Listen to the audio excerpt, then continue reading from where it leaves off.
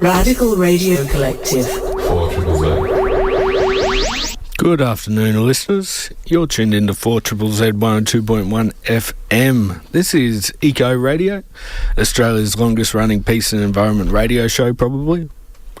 We are taking over your middle of the day, middle of the week, end of the month airwaves. Mm-hmm. My name is Dave. My pronouns are he, him. My name is Zack. Pronouns? I don't have any. Okay. I want to start off by acknowledging and paying my respects to the custodians of the country in which we broadcast. We're located in the city Mungingin on Turrbal Yuggabal land.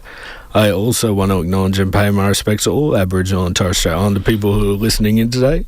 Our radio waves reach Cubby Cubby and Yinabara country in the north, Waka Waka country in the west.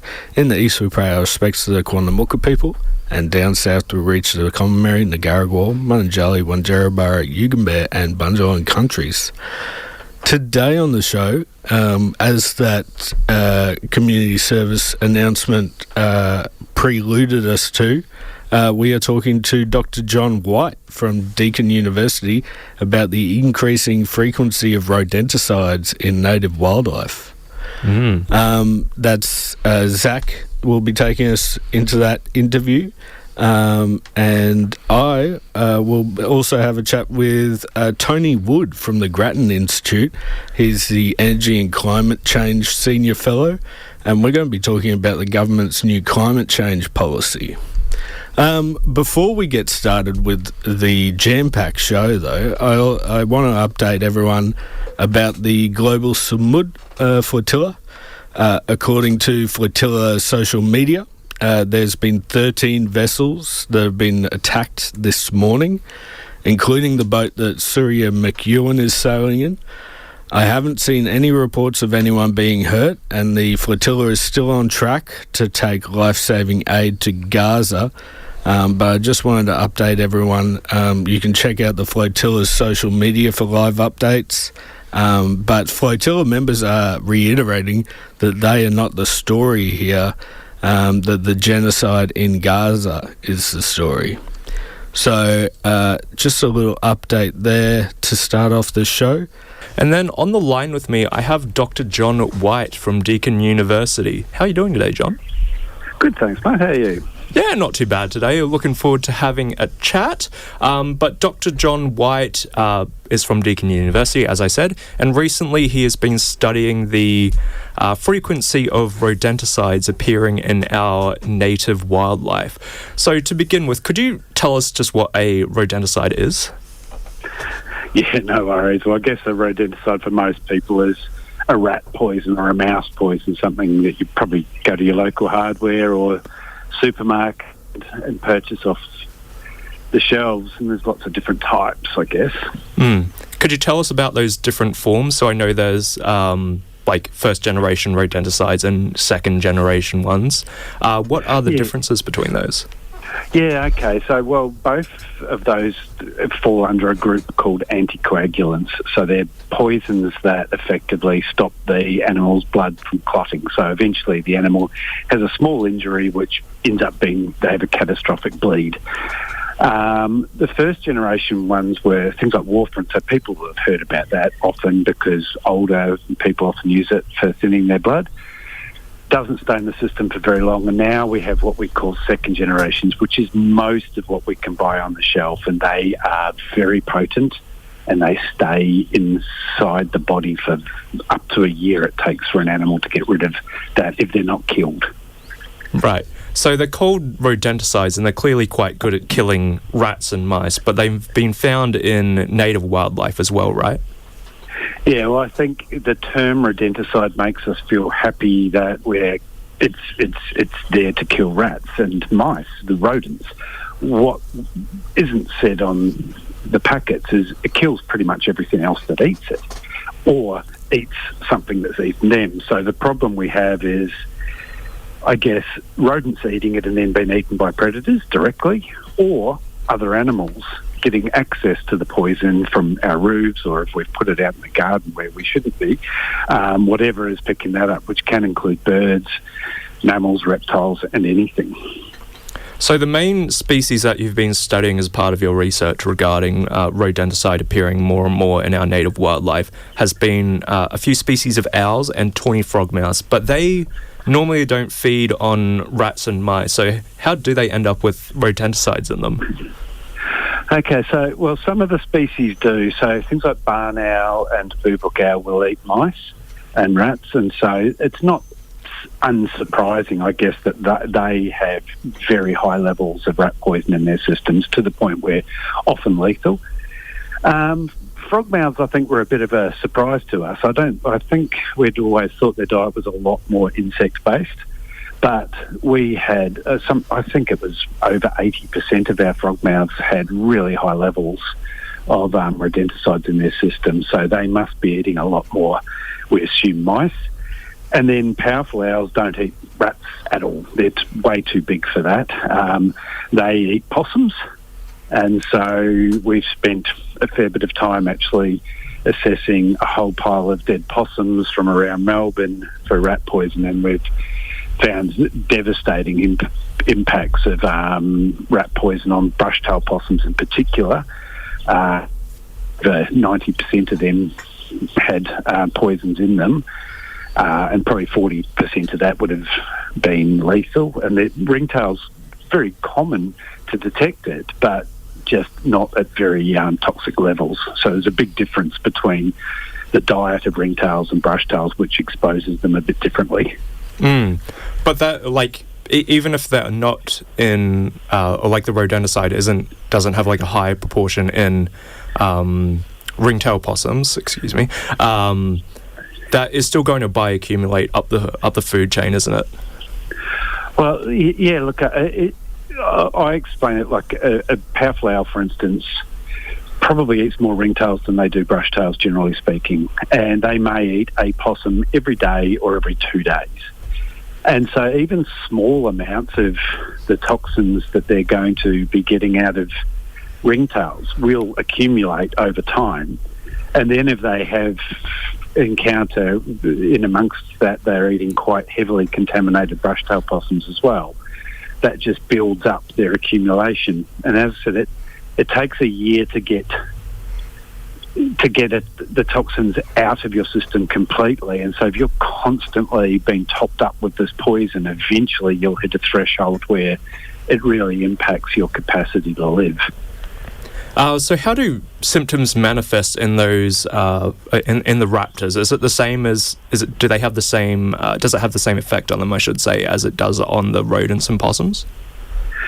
Yeah, we guess so. There's certainly behavioural changes. So animals will tend to just be quite abnormal in their behaviour. Reportings of, sick rats out walking around in the day, which is a behaviour you really wouldn't expect to see. Similarly, much less, demonstrate much less fear. They'll just sit around and they won't flee when they see things. And the same goes, we think, for predators as well. Their behaviour adjusts and it opens them up to a whole pile of other threats. So often they're not necessarily killed by the rat poison, but the abnormal behaviours they're exhibiting may then result in them being hit by a car or being caught by a fox or something like that, when they're just not behaving in their same cautious and natural ways.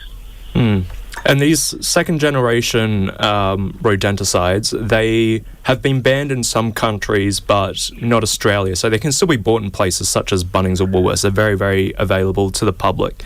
Why hasn't that? Sorry. Yeah, why hasn't that? There been that restriction with them?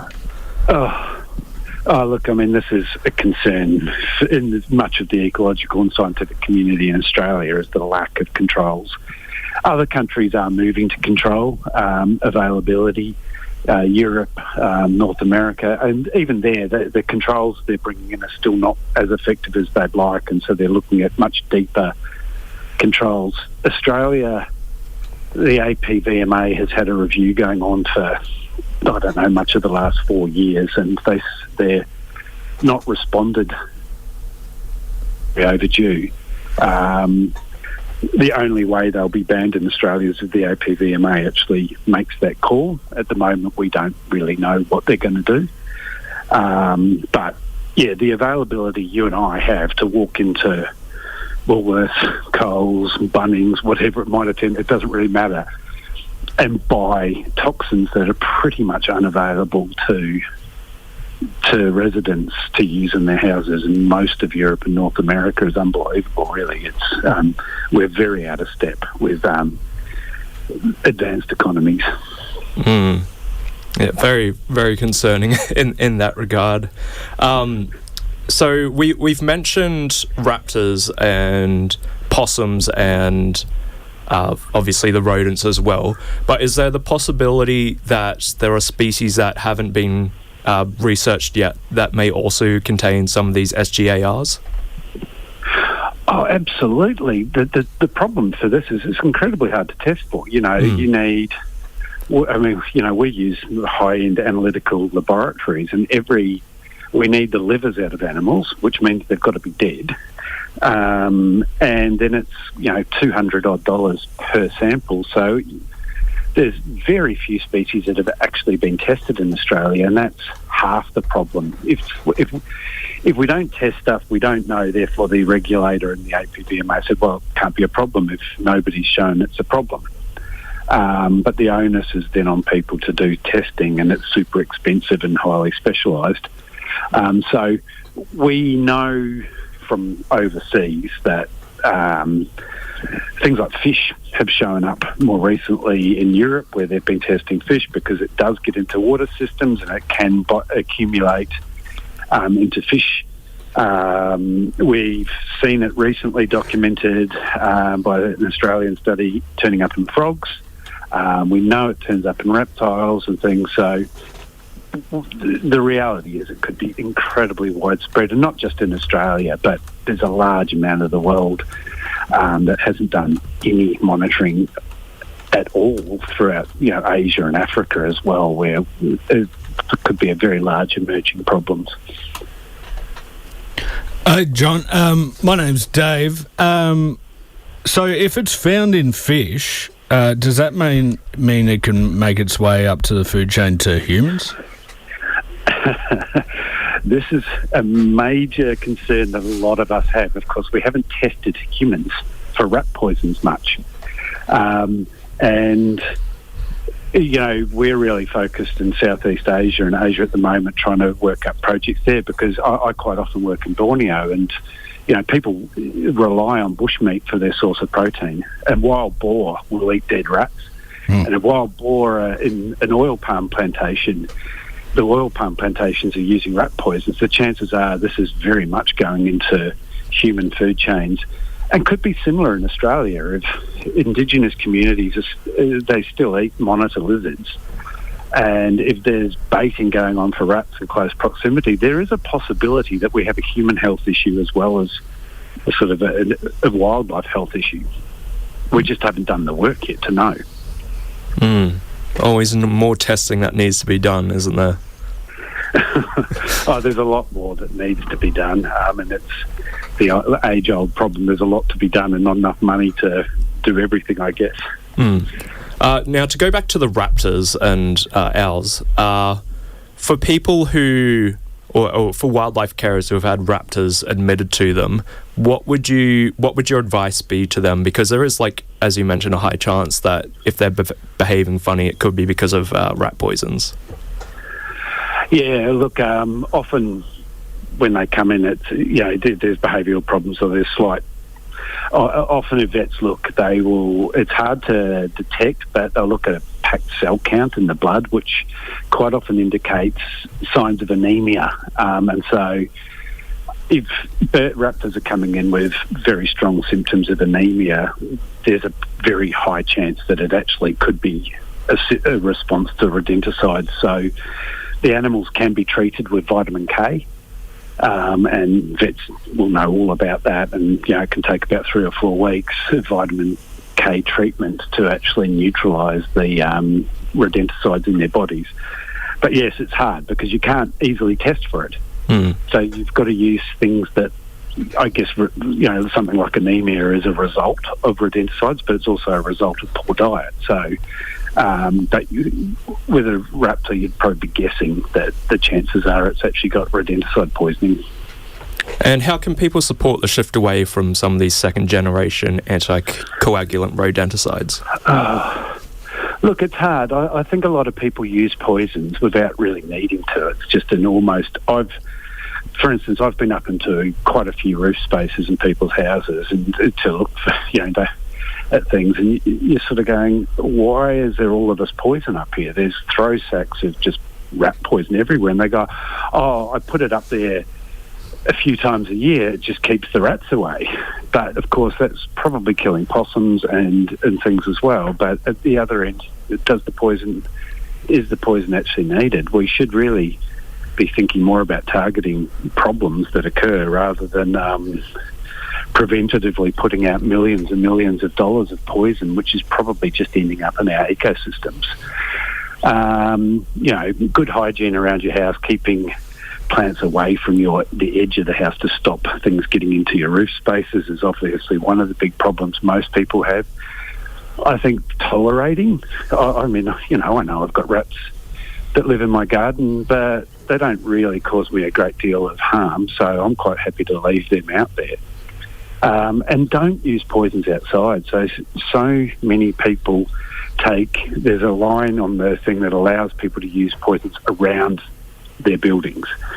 And that really is supposed to cover for just next to the buildings, but people will put it way out in their gardens and their veggie patches and things to try and protect them from rats, and that really is exposing the poison to everything. And then there's non-anticoagulant poisons that are out there.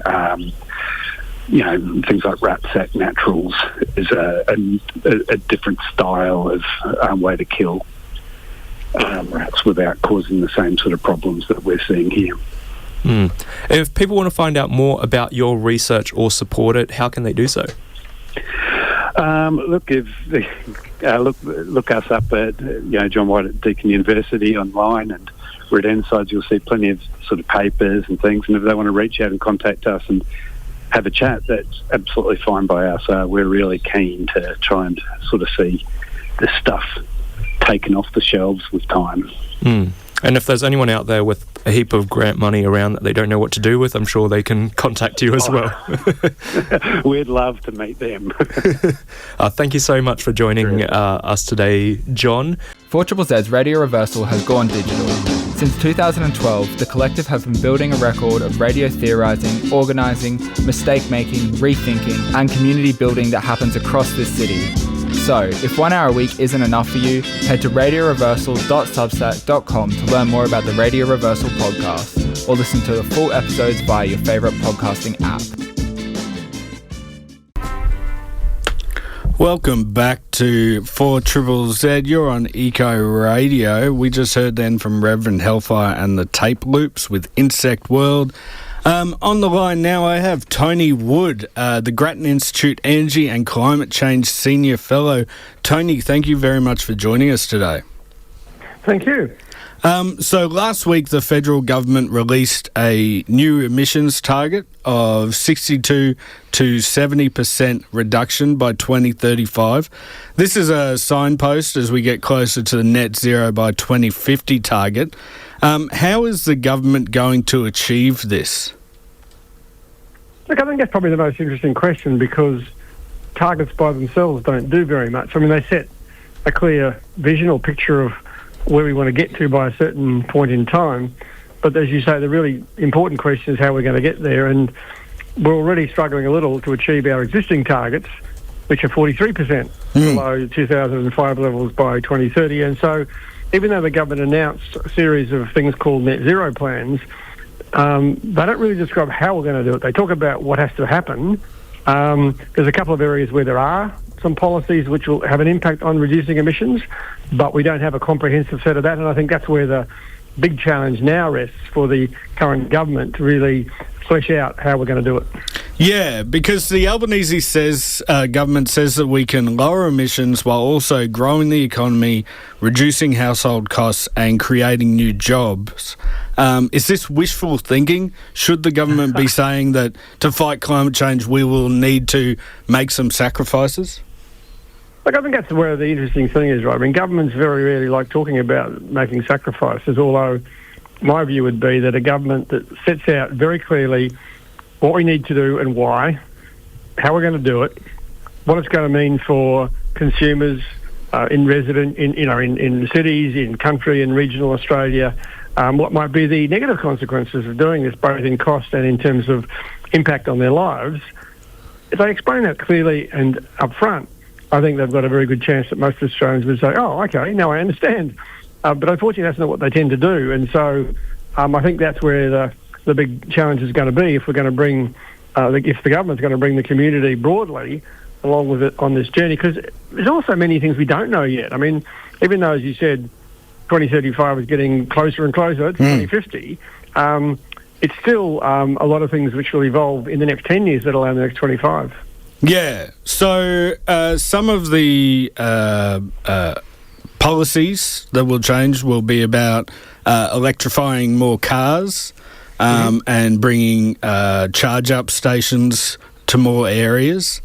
Is this going to help, or are we, just kicking the can down the road? I think when you look at it, across Australia, across all of our sectors of the economy where we produce greenhouse gas emissions, there's a number of sectors that are the big contributors. One's electricity generation, heavy industry, agriculture and transport. Yep. And transport is pretty significant. It's one of the areas where actually, since 2005, which is the baseline against which we measure these targets, our emissions in the transport sector have increased, not gone down, partly because we are a country with big distances and people drive a lot. We are dependent upon heavy vehicle, truck transport for moving a lot of our goods around, and so that remains a big challenge for us in Australia. So it is important that we contribute to that. So, for example, the new vehicle efficiency standard, which was a policy that the first-term Albanese government introduced, is intended to help people move away from, or require them to move away, whichever way you want to call it, from petrol and diesel cars to electric cars, basically. That's already happening. It's happening probably slower than some people would like, but steadily that will continue to occur. And right now, if you've got an electric vehicle, it's probably cheaper to run, maintenance and fuel, than a petrol car. And it's also looking like it won't be very long because it's even cheaper to buy. That's going to be a big difference. I think the major issue then remains, and one of the things the government did make some announcements about last week in terms of financial support from the Commonwealth, is to try and improve the charging infrastructure, because I think many people, unless they just spend all their time driving around major cities, which many of us do most of the time, how do you make sure that you don't run into this thing called that range anxiety when you're trying to get from Brisbane to Cairns or wherever? That's when you start to sort of be having to think a lot more about can I get my car charged where I need it, when I need it. Yeah, I even have that in a petrol car. So There you go. On top of the electrifying transport, they also will need to change our grid system. Can you talk about that? I know that you've written about that previously. Look, electricity generation historically has been the biggest source of greenhouse gas emissions. That's been improving a lot. It's one of the areas that has been improving, partly because of a policy called the Renewable Energy Target, which was introduced, interestingly enough, by the Howard government back in 2001-2, I think it was. And that basically says that a percentage of our electricity needs to come from renewable sources, and that basically means wind and solar, either rooftop solar or large solar farms and wind farms. And so that's been happening steadily, and so there has been a lot of progress made in the electricity grid over the last 20 years. It's gone from being, electricity grids being about 10% of our sector being renewables back in 2009-10, and that was mostly hydro, like Snowy Hydro and Tassie Hydro. It's now closer to 42% and heading towards probably getting close to the government's target of 82% by 2030. But of course, that means that as we get closer and closer, it means there's less that the electricity grid can do to achieve that. And one of the big problems we've had not so much in the cities, but in regional and rural Australia, is because we're now having to build new wind farms and solar farms where the transmission grid doesn't even exist, let alone have capacity to connect these renewable farms. Not surprisingly, people who live in those areas of regional and rural Australia don't necessarily like transmission lines coming across their properties. Yep. And aren't all that cool about those sort of things, right? So I think there's some big challenges there. And that's one of the reasons why electrification of our grid, emissions reduction of our grid through renewables is going more slowly than the government targets would have anticipated when they were first put in place. Yeah, okay. Well, the Greens leader, Larissa Waters, said that all of the states and territories' commitments get us to 71% reduction anyway, and that under a 71% reduction is the government saying they're basically doing nothing. Will a 70% reduction, which is the high end of this range, will that reduction by 2035 be enough to keep us under 1.5 degrees of warming globally, considering that last year NASA said that we were already at 1.47 degrees Celsius? Yeah, look, there's two big issues there, I think. One is that while states and territories do have their own targets, and of course every part of Australia is part of a state or a territory, there's no part of Australia that's, part of the Commonwealth government or part of the Commonwealth without being a state or territory. So they do tend to cover the same ground. It's also true, however, that a lot of those state targets don't have the policies to achieve them anyway, along the same lines we were just talking about from the federal government. Right. So I don't think it's true to say that while those states and territory targets might add up to a pretty high number, again, we don't have the policies to meet those targets. And even, states like Queensland are starting to back away from some of their targets since the LNP government was voted into power. And we still don't, and hopefully we'll see by the end of this year what the LNP government is intending to do about emissions reduction and renewable energy.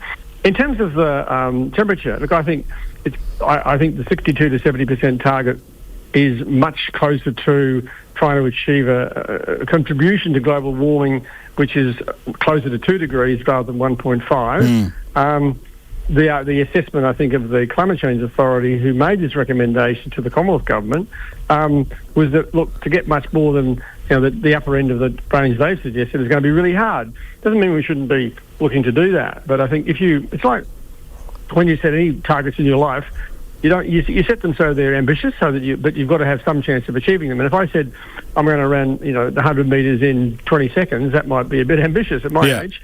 But it's worth having a go. If I said I'm going to run the 100 metres in 10 seconds, that's not even worth even trying. So you've got to have a combination of achievement, ambition, and achievability is really important. So we've got something to aim for, but we also know that if we put in the hard yards, we put all our efforts into the right areas, we have got some real prospects of achieving it. Yeah, right. There needs to be that balance in there.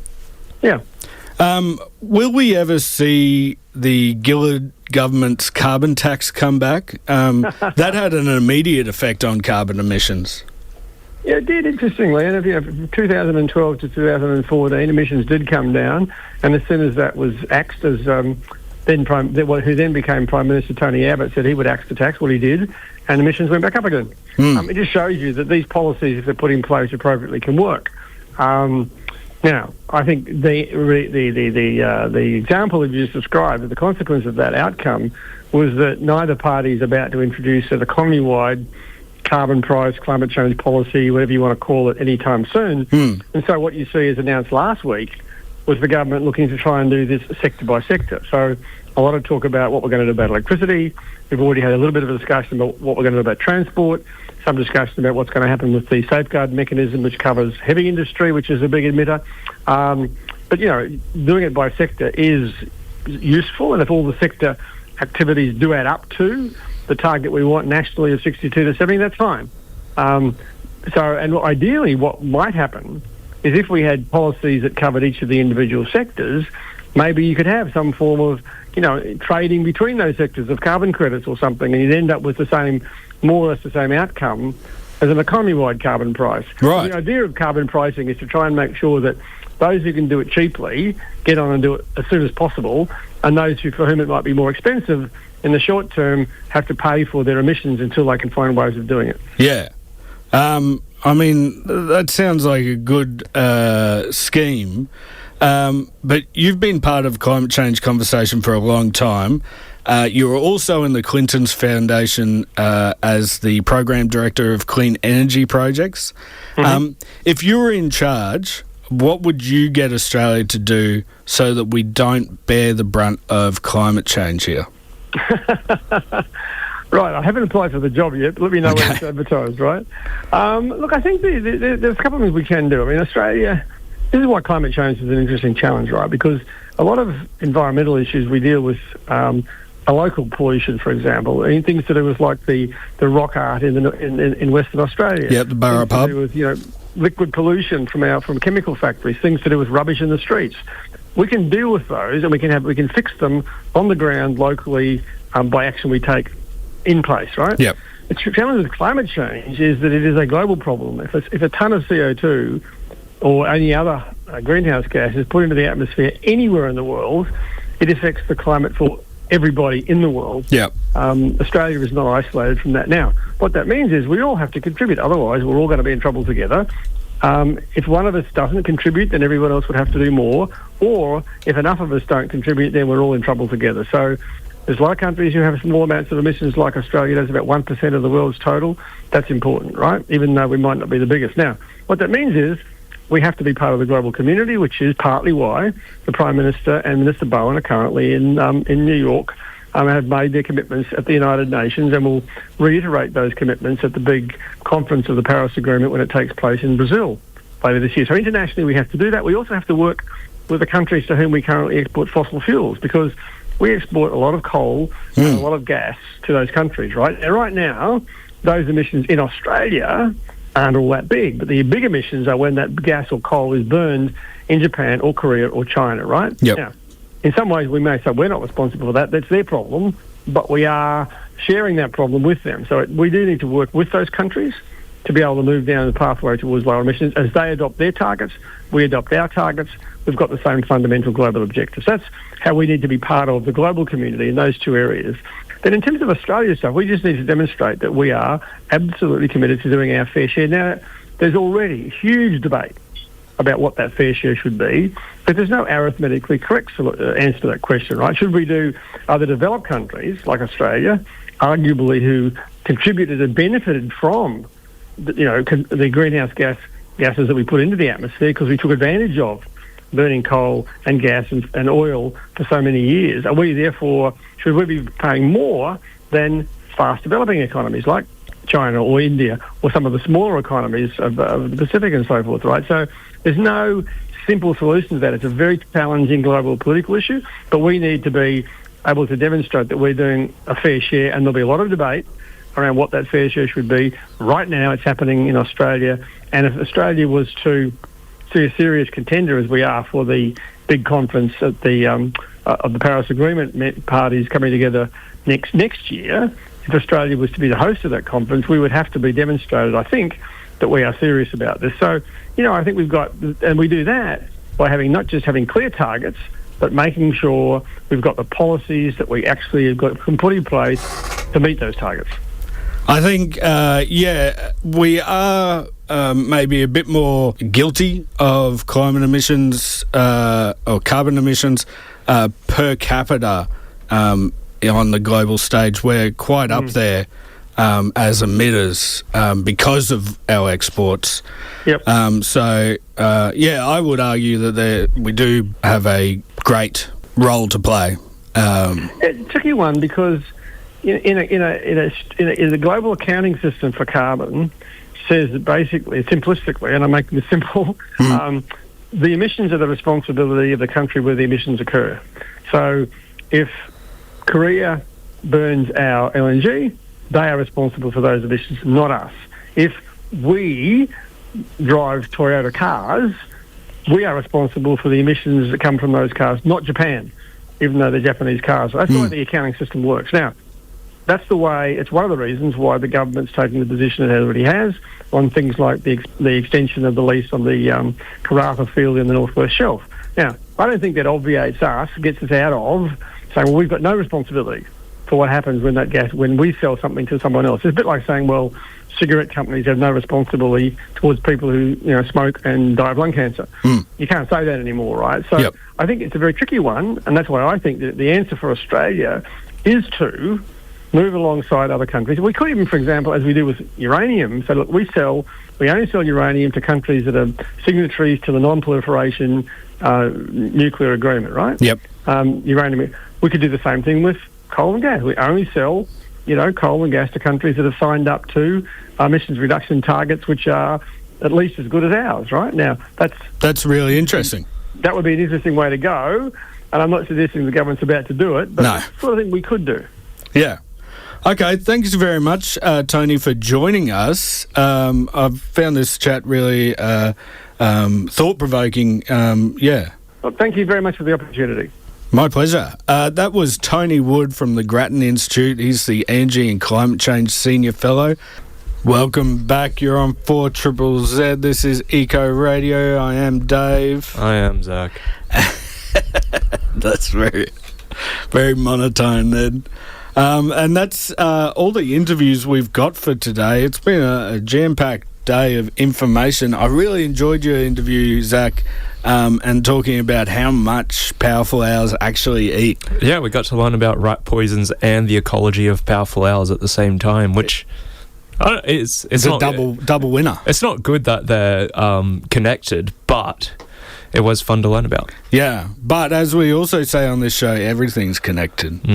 Everything is connected. Everything is connected. Thank you, Dave. And to connect all of the community out there listening today, I think we should do something we like to call the Bushcare Roundup. It's a Bushcare Roundup. They've been pulling out weeds and then they put in trees. It's the Bushcare Roundup.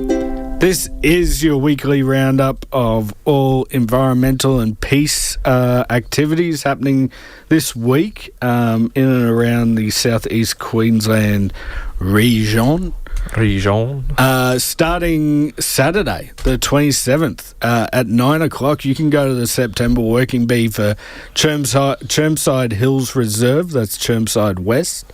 At 2:30, you can go to the Illidge Ant Blue Butterfly Survey, that's Tchoobey Reserve in Burleigh Heads. Tchoobey Reserve. Tchoobey Reserve. I don't know. It's TCH at the start for anyone out there. Okay. It's like Tchaikovsky, the chess player. Right. I think. Okay. Yeah. And a little bit easier to pronounce, at 2:30 you can also go to the Ibisa Sunset Party. That's being run by a friend of Eco Radio, Linda. And that's taking place at Ibis Island in Herston. That's in Victoria Park, and that's going to be a get-together for all those people that are wanting to make Victoria Park a place that doesn't get demolished. Later on that day at 4 p.m, you can go to the No Stadium fundraiser concert for Save Victoria Park. That's happening at the Milton Common in Milton as well, and there's going to be artists like Ben Barker and others happening then. I'd also like to correct myself. The most well-known Tchaikovsky is a musical composer and not a chess player, but there is a chess player called Tchaikovsky. I knew his name from chess because I played a lot of chess growing up, so my bad. On Sunday the 28th from 8 till 10, there is a September Working Bee at 108 Jean Street in Grange. Then from 8:30 till 10:30, there's a Koala Conservation Walk, and that one is at Alexander Clark Park in Loganholme. Then at 9 a.m, there is a Tolkien Bushwalking Group Beginners Walk. That one, it will be obviously like a group thing done through 4ZZZ, and that is at the Oxley Creek Common in Rockley. No, that already happened, didn't it? Oh, I thought it was this weekend. I did check it. Oh, okay. Yeah. Okay, cool. I'll be able to go to that then. Then from 9 to 11 a.m, there is the World Rivers Day Community Planting, and that one is at 23 Enid Street in Goodna. All right, and that's everything that's happening this week. If you want to be a part of the 4ZZZ family and get your hands on a monthly prize, this month for September, it is the Sea Legs carton and Mixed carton and hat and cozy jumper, but if you join up and become a 4ZZZ subscriber, you just become part of the family and get that warm inner glow into you. You also get a sub card that gets you discounts in some of my favourite places like Reverse Garbage Queensland. And Netherworld. And I got it at Scratch on the weekend too. Hey. Yeah. Sick. And there's art stores and, Whole there's bunch of other dentists and accountants. It's it's such a great community, and we'd love you to be a part of it. It's the first step in becoming a volunteer here, and we would love you to be a part of it. Let's go out with a track now. This is Tiffany Grace with Drown My Regrets. Just want to send out a quick thank you, and then we'll send you off to Sonic Aliens. Jordan, the coolest cat on radio, is going to be interviewing Horse and Double Date, so stay tuned for that. See you next time. 4ZZZ. Radical Radio Collective. 4ZZZ.